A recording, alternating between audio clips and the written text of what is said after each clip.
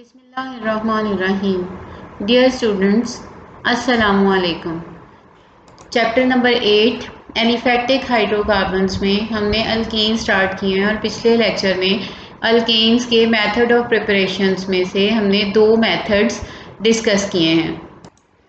पिछले लेक्चर में हमने preparation of alkene from unsaturated hydrocarbons यानी अल्कीन्स एंड अल्काइंस को डिस्कस किया and from alkyl halide discuss किया। Now in this lecture we will discuss remaining methods for preparation of alkene.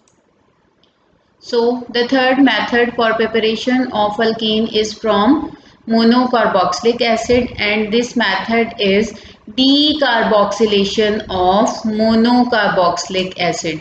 Students, जहाँ पे term आ जाए D stand for removal, जहाँ भी D किसी भी टर्म से पहले डी आएगा तो इसका मतलब होगा रिमूवल।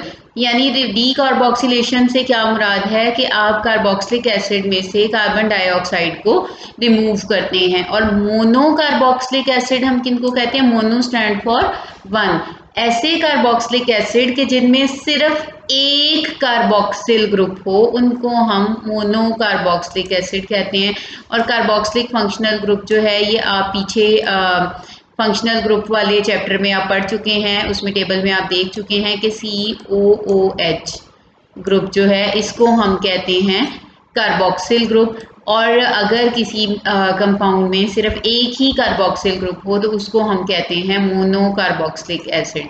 तो मोनो कार्बोक्सिलिक एसिड की डी कार्बोक्सिलेशन अगर की जाए यानी उनमें से कार्बन डाइऑक्साइड को रिमूव कर दिया जाए तो भी हमारे पास अल्केन्स आते हैं। और उसके लिए किया जाता है sodium salt of fatty acid. एक बात आप जहन में रखें बच्चे कि कार्बोक्सिलिक एसिड को ही हम फैटी एसिड्स भी कहते हैं, लॉन्ग चेन कार्बोक्सिलिक एसिड को स्पेशली फैटी एसिड कहते हैं। और फैटी एसिड जो है यानी कार्बोक्सिलिक एसिड का हमने क्या लेना है? Sodium salt. सोडियम सॉल्ट कैसे बनेगा कि COOH ग्रुप की हाइड्रोजन हटा के आप उसकी जगह सोडियम लगा दें। ये आप देखें, ये आपका कार्बोक्सिल ग्रुप है, ठीक है, COOH। यहाँ पे आपने हाइड्रोजन जहाँ पे होती है इस जगह पे यहाँ हाइड्रोजन होती है, हाइड्रोजन को हटा दिया है और उसकी जगह सोडियम लगा दिया है, तो ये sodium salt of carboxylic acid बन गया है। Sodium salt of carboxylic acid या sodium salt of fatty acid आपने लेना है and you have to heat it with soda lime. इसको सोडा लाइम के साथ हीट करना है। जब हम सोडा लाइम के साथ हीट करेंगे तो कार्बन डाइऑक्साइड का मॉलिक्यूल बीच में से रिमूव हो जाएगा और हमारे पास अल्केन्स आ जाएंगी। Now the question arises what is soda lime. ये सोडा लाइम जो है स्टूडेंट्स ये इम्पॉर्टेंट है, MCQs में इस तरह की चीज़ें आ जाती हैं कि सोडा लाइम क्या है। तो basically soda lime is prepared by soaking quick lime. आप क्विक लाइम लेते हैं यानी कैल्शियम ऑक्साइड लेते हैं और उसको सोक करते हैं किसके साथ? कास्टिक सोडा यानी सोडियम हाइड्रोक्साइड के सोल्यूशन में। सोडियम हाइड्रोक्साइड का सोल्यूशन लेके उसमें क्विक लाइम यानी कैल्शियम हाइड्रोक्साइड को सोक करते हैं, डिप करते हैं, भिगो देते हैं और उसके बाद जो प्रोडक्ट बनती है उसको ड्राई कर लेते हैं। तो उस ड्राइड प्रोडक्ट को हम कहते हैं सोडा लाइम, ठीक है। सोडा ये तो था सोडा लाइम। अब आपने क्या करना है कि sodium salt of fatty acid को लेना है और उसको हीट करना है। ये देखें, ये आपके पास sodium salt of fatty acid है। ये जो है यहाँ पे मैंने आपको पहले भी बताया कि ये कार्बोक्सिल ग्रुप है जिसकी हाइड्रोजन हटा के उसकी जगह पे ये सोडियम लगा दी गई है, तो इसको हम sodium salt of carboxylic acid या sodium salt of fatty acid कह रहे हैं। इसको सोडा लाइम के साथ हीट किया और सोडा लाइम क्या था? हमने सोडियम हाइड्रोक्साइड यानी जिसको हम कास्टिक सोडा भी कहते हैं इसके सोल्यूशन में कैल्शियम ऑक्साइड जिसको हम क्विक लाइम भी कहते हैं उसको सोक किया और प्रोडक्ट को ड्राई कर लिया। इस तरह से हमारे पास सोडा लाइम आ गया। तो सोडा लाइम को जब हमने हीट किया sodium salt of carboxylic acid के साथ तो उससे हमारे पास जो है इसमें से कार्बन डाइऑक्साइड रिमूव हो गई, ठीक है। और हमारे पास नेक्स्ट जो है वो अल्केन्स आ गई। ये देखें, ये वाली जो चीज़ है इतनी, ये कार्बन डाइऑक्साइड की शक्ल में रिमूव हो जाएगी और ये जो सोडियम्स हैं ये कैल्शियम ऑक्साइड के साथ मिलके दोनों सोडियम्स जो हैं सोडियम कार्बोनेट बना देंगी। और यहाँ पे हमारे पास हाइड्रोजन, ये वाली जो हाइड्रोजन है ये यहाँ पे आके इस कार्बन के साथ ऐड हो जाएगी। तो इस तरह से हमारे पास अल्केन्स आ जाएंगे, ठीक है। D carboxylation of mono carboxylic acid. एक तो हमारे पास ये मेथड है। यानी कार्बोक्सिलिक एसिड से, मोनोकार्बोक्सिलिक एसिड से अगर हम कार्बन डाइऑक्साइड को रिमूव कर दें तो इससे भी हमारे पास अल्केन्स आते हैं। उसके अलावा एक और मेथड है जो कि हम यूज़ करते हैं अल्केन की प्रिपरेशन के लिए। इस मेथड को हम कहते हैं Kolbe's electrolytic method. Kolbe's electrolytic method जो है, इलेक्ट्रोलिटिक जैसा कि नेम इंडिकेट कर रहा है, इसमें इलेक्ट्रोलिसिस होती है और इलेक्ट्रोलिसिस के बारे में आप फर्स्ट ईयर में चैप्टर 10 में पढ़ चुके हैं। कोल्स इलेक्ट्रोलिटिक मेथड ये साइंटिस्ट के नाम पे है जिसने इसको स्टडी किया, और बेसिकली ये मेथड जो है वो कार्बन डाइऑक्साइड की प्रोडक्शन के लिए यूज़ किया जाता है। यानी इसमें कार्बन डाइऑक्साइड भी बनती है लेकिन इसमें साथ अल्केन्स भी बनते हैं। इसके लिए किया जाता है कि हम कार्बोक्सिलिक एसिड का सोडियम सॉल्ट लेते हैं। ये देखें, ये sodium salt of acetic acid है जिसको हम सोडियम एसीटेट कहते हैं। सिंपली हमने इसमें क्या किया है कि एसिटिक एसिड जो है CH3COOH, उसकी हाइड्रोजन हटा दी है और उसकी जगह पे सोडियम लगा दिया है, तो ये sodium salt of acetic acid बन गया। इसका वाटर में सोल्यूशन बनाया, उसके बाद इसकी इलेक्ट्रोलिसिस की। इलेक्ट्रोलिसिस का अमल जो है आप पढ़ चुके हैं फर्स्ट ईयर में कि इलेक्ट्रोलिसिस में हम क्या करते हैं कि सोल्यूशन को इलेक्ट्रोलिटिक सेल में डाल के इलेक्ट्रोड उसमें डिप करते हैं और इलेक्ट्रिसिटी हम पास करते हैं, तो हमारे पास फिर प्रोडक्ट्स में बनती हैं जो चीज़ें, उसमें अल्केन्स हैं plus carbon dioxide plus hydrogen and sodium hydroxide. तो ये हमारी रिक्वायर्ड प्रोडक्ट है अल्केन। इस मेथड को हम कहते हैं कोल्स इलेक्ट्रोलिटिक मेथड, और ये मेथड बहुत इंपॉर्टेंट है। इसको इस मेथड की मदद से ना सिर्फ हम ये कि अल्केन्स बल्कि अल्कीन्स और अल्काइंस भी प्रिपेयर कर सकते हैं। नेक्स्ट आप देखेंगे। अब इस मेथड को हम देखते हैं कि इसका मैकेनिज्म क्या है, यानी इसकी मदद से हम कैसे जो है वो रिएक्शन होता है, कैसे अल्केन प्रिपेयर करते हैं। तो जो रिएक्शन मैकेनिज्म जो है वो कोल्स इलेक्ट्रोलिटिक मेथड का, उसमें सबसे पहले जो है वो इनिशिएशन होती है। इनिशिएशन यानी रिएक्शन जो है वो स्टार्ट होता है। तो आपको पता है कि इलेक्ट्रोलिसिस जब किसी भी चीज़ की होती है तो सबसे पहले इलेक्ट्रोलाइट जो है वो आयोनाइज होता है। तो यहाँ पे हमारे पास इलेक्ट्रोलाइट क्या है, sodium salt of acetic acid. तो ये आयोनाइज होगा, आयोनाइज होके ये एसीटेट आयन देगा और ये सोडियम आयन देगा। यही वाले स्टूडेंट्स एसीटेट आयन जो हैं, ये एसीटेट आयन है। यहाँ पे हमने इनको इस शक्ल में लिख दिया है। यहाँ पे COO कंबाइन लिखा हुआ है, यहाँ पे हमने इनको इस तरह से अलग अलग करके लिख दिया है कि कार्बन के साथ एक ऑक्सीजन डबल बॉन्ड के थ्रू अटैच होती है और एक सिंगल बॉन्ड के थ्रू। इस तरह से सबसे पहले जो है वो sodium salt of acetic acid जो है ये आयोनाइज हुआ। आयोनाइज होके इसने जो है वो एसीटेट आयन बनाए और सोडियम आयन बनाया। ठीक है, उसके बाद जो है नेक्स्ट स्टेप में आपको पता है कि इलेक्ट्रोलिसिस में क्या होता है कि ये आयंस जो हैं वो अपने रिस्पेक्टिव इलेक्ट्रोड्स पे जाते हैं। एनाइंस एनोड पे जाते हैं, केटाइंस कैथोड पे जाते हैं और वहाँ पे रिडॉक्स रिएक्शन होता है। तो अब हम देखेंगे कि आगे नेक्स्ट जो इसकी प्रोपेगेशन स्टेप है उसमें क्या होता है। प्रोपेगेशन स्टेप में एनोड पे एनाइंस जो हैं, एसीटेट आयन क्योंकि एनाइंस हैं, ये एनोड पे जाएंगे और एनोड पे आपको पता है कि जाके ये ऑक्सीडेशन होती है, इलेक्ट्रॉन लूज करते हैं। ये दो एसीटेट आयन है और इसमें इलेक्ट्रॉन कहाँ पे हैं, ये ऑक्सीजन पे जो नेगेटिव चार्ज नज़र आ रहा है। तो दो एसीटेट आयन दो इलेक्ट्रॉन लूज करेंगे। यहाँ से नेगेटिव चार्ज का मतलब है इलेक्ट्रॉन पेयर। जब इलेक्ट्रॉन लूज हो जाएगा तो यहाँ पे एक सिंगल इलेक्ट्रॉन रह जाएगा।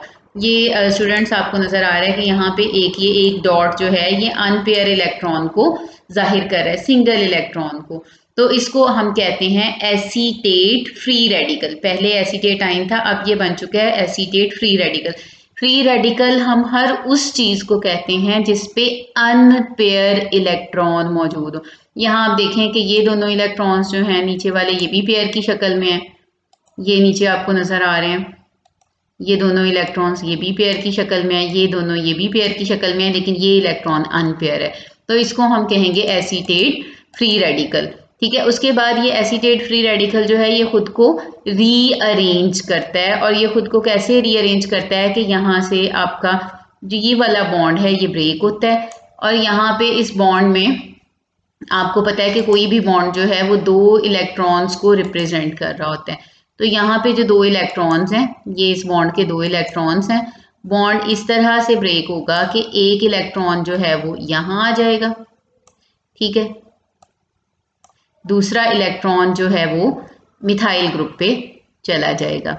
इस तरह से हमारे पास ये आ गया मिथाइल फ्री रेडिकल। ठीक है, यहाँ से ये बॉन्ड टूटा, ये इलेक्ट्रॉन मिथाइल ग्रुप पे गया, तो ये अब मिथाइल पे अनपेयर इलेक्ट्रॉन आ गया, इसको हमने कहा मिथाइल फ्री रेडिकल। जबकि जो एक इलेक्ट्रॉन था वो इस तरफ आया, एक यहाँ से ये वाला इलेक्ट्रॉन आया और इन्होंने मिलके यहाँ पे बॉन्ड बनाया। इस तरह से हमारे पास CO2 यानी कार्बन डाइऑक्साइड बन गई, मिथाइल फ्री रेडिकल बना और कार्बन डाइऑक्साइड बन गई। ठीक है, ये तो था रिएक्शन हमारे पास जो कि एनोड पे हुआ। और उसके बाद एनोड पे, क्योंकि आप ऊपर रिएक्शन में देख रहे हैं कि ये दो मिथाइल फ्री रेडिकल बने हैं, तो दोनों मिथाइल फ्री रेडिकल जो हैं इन्होंने अपने अपने अनपेयर इलेक्ट्रॉन को आपस में शेयर किया। एक इलेक्ट्रॉन इधर से आया, एक इलेक्ट्रॉन इधर से आया और इन दोनों के दरमियान बॉन्ड बन गया। इस तरह से हमारे पास बन गई इथेन। तो इसमें आप ये देखें कि इस रिएक्शन की मदद से हम मीथेन प्रिपेयर नहीं कर सकते, क्योंकि इसमें भी 2 कार्बन्स का होना ज़रूरी है। कोब्स इलेक्ट्रोलिटिक मेथड की मदद से मीथेन को प्रिपेयर नहीं किया जा सकता, सिमेट्रिकल अल्केन्स के लिए ये यूज़ होती है। उसके बाद लास्ट जो हमारा स्टेप है टर्मिनेशन स्टेप, उसमें कैथोड पे कैटाइंस जो हैं वो हमारे पास कैथोड पे जाते हैं। कैटाइंस इस केस में आपको पता है, पीछे आपने देखा था कि सोडियम आइंस जो थे वो कैटाइंस थे, लेकिन इसमें क्या होगा स्टूडेंट्स कि क्योंकि आपको पता है कि जब इलेक्ट्रोलिसिस वाटर की मौजूदगी में हो रही होती है तो फिर जो है वो वाटर भी साथ compete करता है, तो सोडियम आयन इलेक्ट्रॉन गेन नहीं करेंगे बल्कि वाटर इलेक्ट्रॉन गेन करेगा, गेन करके हाइड्रोक्सल आयन बनाएगा और हाइड्रोजन फ्री रेडिकल। हाइड्रोक्सल ये एक इलेक्ट्रॉन गेन कर लेगा, वाटर मॉलिक्यूल टूट जाएगा, हाइड्रोक्सल आयन और हाइड्रोजन फ्री रेडिकल, ये इसके ऊपर सिंगल इलेक्ट्रॉन ये शो कर रहा है कि ये फ्री रेडिकल है। 2 हाइड्रोजन फ्री रेडिकल जो हैं वो आपस में मिलेंगे और हाइड्रोजन गैस लिबरेट कर देंगे। ठीक है, और जो हाइड्रोक्सल आयन बने थे यहाँ पे, ये हाइड्रोक्सल आयन जो हैं ये सोडियम आयन्स के साथ मिलेंगे और सोडियम हाइड्रोक्साइड बना देंगे। तो ये था हमारे पास Kolbe's electrolytic method for preparation of alkenes. इसी तरह से स्टूडेंट्स हम कार्बोनाइल कंपाउंड से भी जो है वो अल्केन्स को प्रिपेयर कर सकते हैं। कार्बोनाइल कंपाउंड से जो है, कार्बोनाइल कंपाउंड आपको पता है हमारे पास 2 तरह के होते हैं।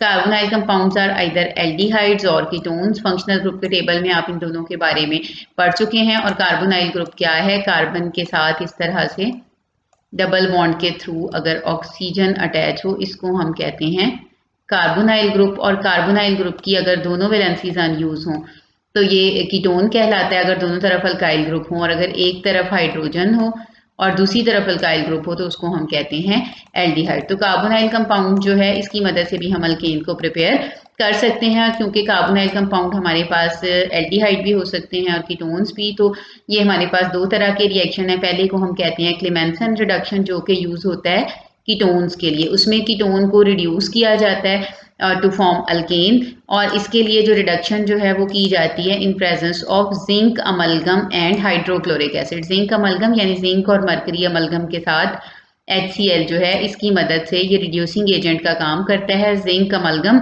और HCl, और ये कीटोन को रिड्यूस कर देता है। रिडक्शन आपको पता है कि हम किसको कहते हैं, addition of hydrogen and removal of oxygen. तो इसमें से क्या होगा कि जो ये वाली ऑक्सीजन है ये रिमूव हो जाएगी, ये निकल जाएगी। इसकी जगह पे क्योंकि ये कार्बन के साथ डबल बॉन्ड के थ्रू अटैच थी तो 2 वैलेंसीज अनयूज रह जाएंगी, यहाँ पे 2 हाइड्रोजन ऐड हो जाएंगी और ये फिर CH3, यहाँ से कार्बोनाइल ग्रुप की ऑक्सीजन निकल गई, उसकी जगह 2 हाइड्रोजन ऐड हो गई, CH2 CH3। इस तरह से हमारे पास अल्केन्स आए, इसको हम कहते हैं क्लेमेंसन्स रिडक्शन, और ये यूज होती है एल्डिहाइड्स के लिए। इसी तरह से कीटोन्स को रिड्यूस करने के लिए जो मेथड हम यूज करते हैं उसको हम कहते हैं वोल्फ-किशनर्स रिडक्शन।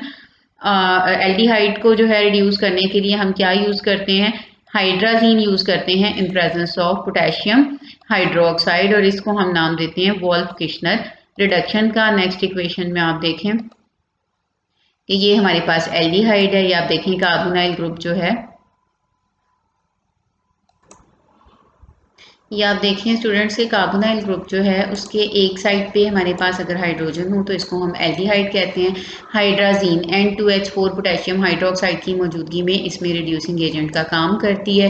कार्बोनाइल वाली ऑक्सीजन निकल जाएगी और ऑक्सीजन क्योंकि डबल बॉन्ड के थ्रू अटैच थी तो एक ऑक्सीजन निकलेगी तो 2 हाइड्रोजन यहाँ पे ऐड हो जाएंगी, 2 हाइड्रोजन ऐड होंगी, तीसरी हाइड्रोजन जो है वो ये वाली होगी, 2 हाइड्रोजन जो है वो ऑक्सीजन की जगह ऐड हो जाएंगी तो हमारे पास CH3 CH3 अल्केन्स आ जाएंगे। ठीक है, ये तो था हमारे पास वोल्फ किश्नर रिडक्शन। तो क्लेमेंसन रिडक्शन को हम कीटोन के लिए इस्तेमाल करते हैं, वोल्फ किश्नर हम एल्डिहाइड के लिए इस्तेमाल करते हैं। लास्ट मेथड जो है हमारे पास प्रिपरेशन ऑफ अल्केन का, वो है फ्रॉम ग्रिग्नॉड रिएजेंट। ग्रिग्नॉड रिएजेंट जो है स्टूडेंट, अल्काइल मैग्नीशियम हैलाइड को हम कहते हैं ग्रिग्नॉड रिएजेंट, यानी अल्काइल ग्रुप के साथ मैग्नीशियम के एक तरफ अगर अल्काइल ग्रुप और दूसरी तरफ हैलोजन हो तो इसको हम कहते हैं ग्रिग्नॉड रिएजेंट। इसकी डिटेल जो है आप चैप्टर नंबर 10 में पढ़ेंगे। कैसे प्रिपेयर किया जाता है ग्रिग्नॉड रिएजेंट, कि हम अल्काइल हैलाइड, कोई सा भी अल्काइल ग्रुप हो सकता है, मिथाइल, इथाइल, प्रोपाइल और हैलोजन भी कोई सी हो सकती है। तो अल्काइल हैलाइड को जब मैग्नीशियम के साथ ट्रीट करते हैं in presence of dry ether, तो हमारे पास ग्रिग्नॉड रिएजेंट यानी अल्काइल मैग्नीशियम हैलाइड आते हैं। और अल्काइल मैग्नीशियम हैलाइड को जब हम वाटर के साथ ट्रीट करते हैं या डाइल्यूट एसिड के साथ, तो ये अल्केन में चेंज हो जाता है। ये देखें, ये हमारे पास ग्रिग्नॉड रिएजेंट है, अल्काइल ग्रुप तो हमारे पास मिथाइल है, हैलोजन हमारे पास ब्रोमीन है।